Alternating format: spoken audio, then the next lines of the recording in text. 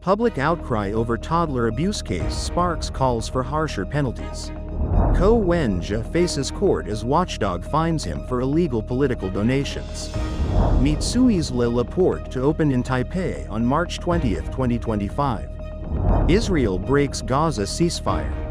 Trump and Putin begin laying groundwork for a ceasefire in Ukraine. Chinese state media hails Trump's cuts to Voice of America. MLB captivates Japan with baseball superstars. European towns give away free chickens.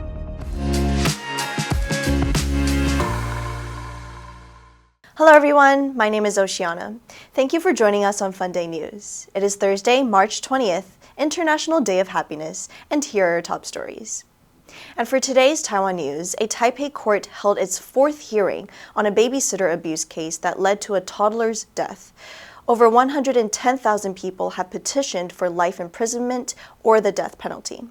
The Ministry of Justice pledged to consider public opinion on potential legal amendments. Detained ex-TPP chairman Wen-je will attend a pre-trial hearing today. Meanwhile, the control yuan fined him 3.74 million NTD and confiscated 55.79 million NTD for false political donation reports.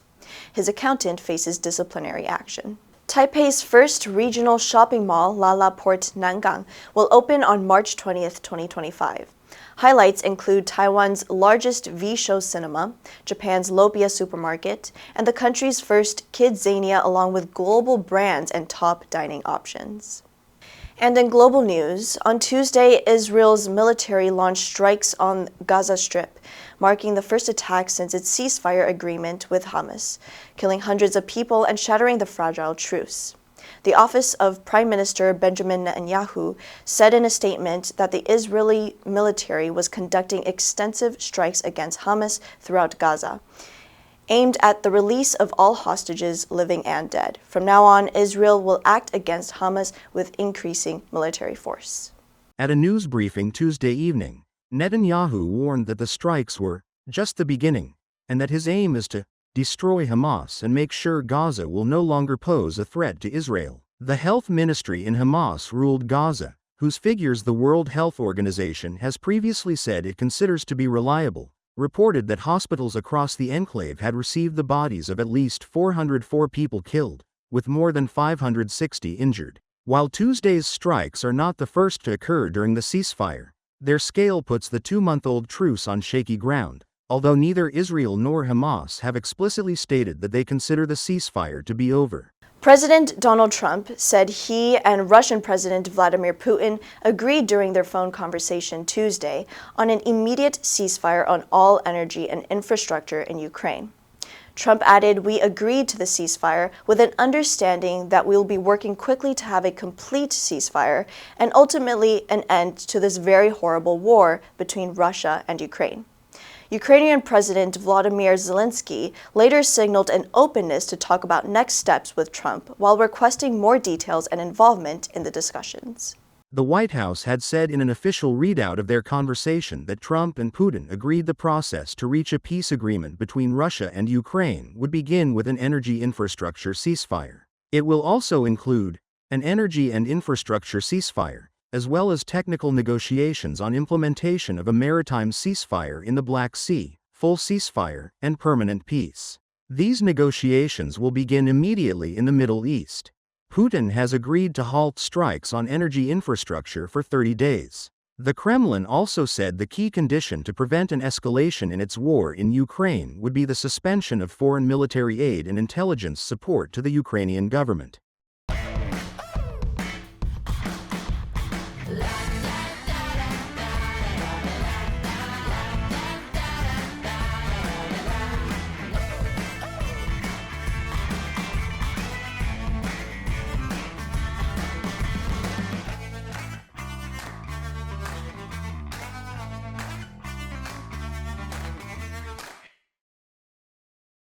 Chinese state media has welcomed Donald Trump's move to cut public funding for news outlets Voice of America and Radio Free Asia, which have long reported on authoritarian regimes.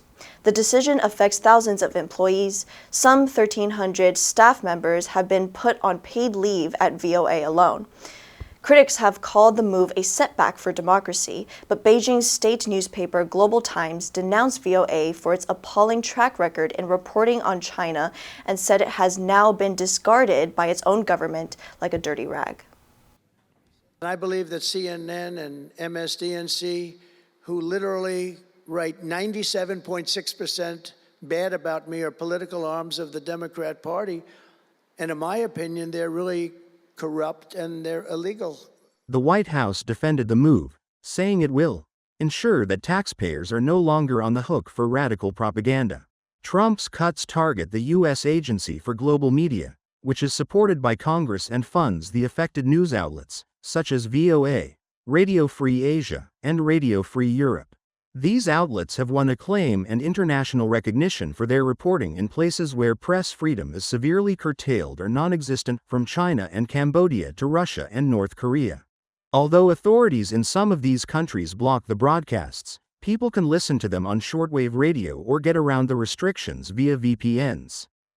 Major League Baseball's regular season kicked off on Tuesday with an opening pitch thrown from halfway around the world. The Los Angeles Dodgers won 4-1 against the Chicago Cubs in a first game of a two-game series at the Tokyo Dome, a 55,000-seat indoor stadium, as America's pastime seeks a wider international audience. There may be no more natural place for the season to begin than Japan, a baseball-crazy country whose star players have revitalized the American game. Though major league games have been played here before, never have they featured so many Japanese stars, including the Dodgers' Shohei Ohtani, a national hero. Ohtani is one of 5 Japanese players appearing in the games, along with Dodgers pitchers Yoshinobu Yamamoto and Roki Sasaki, Cubs pitcher Shota Imanaga, and Cubs outfielder Seiya Suzuki.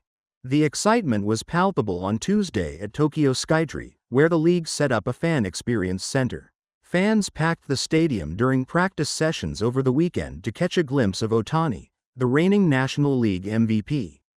Around Easter in 2015, the small French village of Colmar began handing out free chickens to its residents. The aim of this experimental new scheme, launched by the Waste Collection Department in the village, was to reduce food waste. The project had been in the works for some time. The then president of Colmar agglomeration, Gilbert Mayer, had been re-elected in 2014 with the slogan, "One Family, One Hen," which aimed to encourage residents to adopt a chicken. More than 200 homes in 4 municipalities signed up and were given 2 chickens each, either red chickens or Alsace chickens, an old and local breed. Each household signed a pledge committing to raising the chickens, with the understanding that the waste department could conduct welfare spot checks on the animals at any time. To date, 5,282 hens have been distributed to local residents, and applications are currently open for the next round of distribution in June 2025. Not only have residents received a plentiful supply of free eggs, but food waste has also been diverted from landfills, as chickens are fed kitchen scraps that would otherwise be thrown away. The answer for yesterday was D, ransacked. The thieves ransacked the house, taking everything of value. Did you answer correctly? Now let's delve into today's news. Chinese state media hails Trump's cuts to Voice of America. Number 1, authoritarian. 独裁的,专制的. The country is ruled by an authoritarian government that suppresses free speech. Number 2, setback. 挫折,倒退. The project suffered a major setback due to budget cuts. Number 3, denounce. 谴责,公开指责. The human rights organization denounced the government's actions as unjust. Next, we have a multiple choice question for everyone to practice. Which answer would you choose? You can write your answer in the comments section, and the correct answer will be announced tomorrow. International Day of Happiness aims to celebrate the happiness that exists all over the world, even if it is measured in different ways. This day is meant to be inspiring to people to spread positivity, whether big or small, with others, and encouraging each nation to prioritize the happiness of its citizens. And that's all for today's Funday News. Be sure to tune into Funday News from Monday to Friday and click the link below to join Funday for free. I'm your host, Oceana, and I'll see you next time.